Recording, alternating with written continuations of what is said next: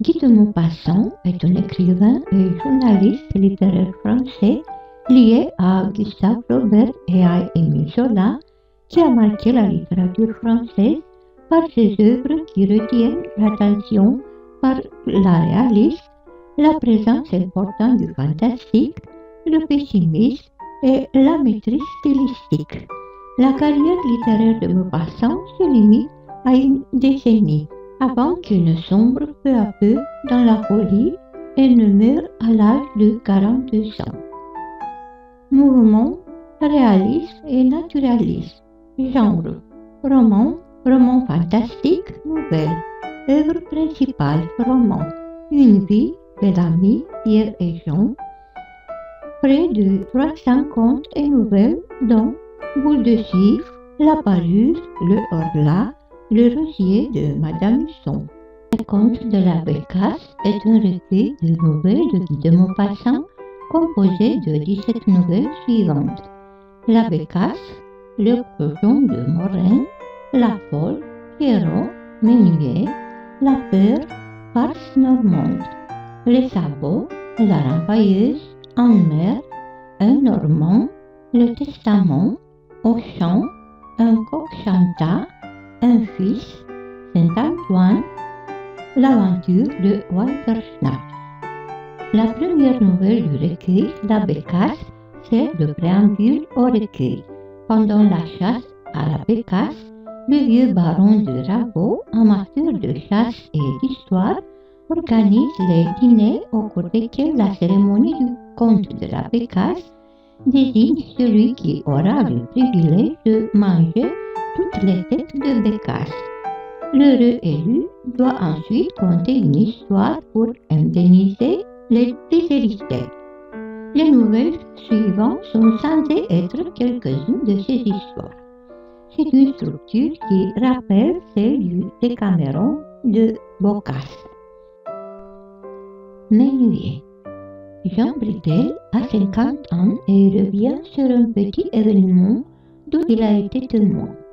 Jeune homme, il étudiait le droit et allait chaque matin se promener dans la pépinière du jardin de Luxembourg. Dans le jardin, il se pique de curiosité pour un vieillard qui danse dans les allées et l'homme lui raconte sa vie.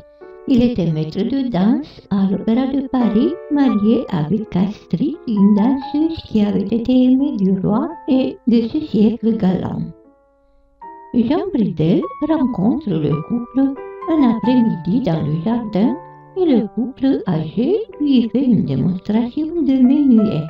À la fin de danse, ils éclatent en sanglots en s'embrassant et lui font part de l'importance du jardin pour eux. 3 jours plus tard, Bridel part pour la province. Quand il revient à Paris 2 ans plus tard, la pépinière a été détruite. Jean ne les reverra plus. Ont-ils survécu après la destruction de la pépinière? Leur souvenir le hante. Les personnages sont Jean Bridel, le vieillard, époux de la Castries, Élise, dite la Castries, personnage secondaire. Citation. On nous assigne sur un banc de pierre.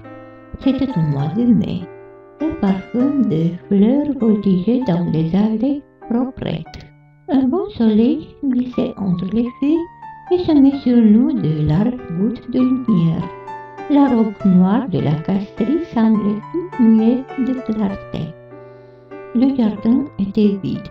On entendait au loin rouler les fiacres. Expliquez-moi donc, dis-je au vieux danseur, ce que c'est que le menuet. Il tressaillit. Le menuet, monsieur, c'est la reine des danses. Et la danse des reines, entendez-vous?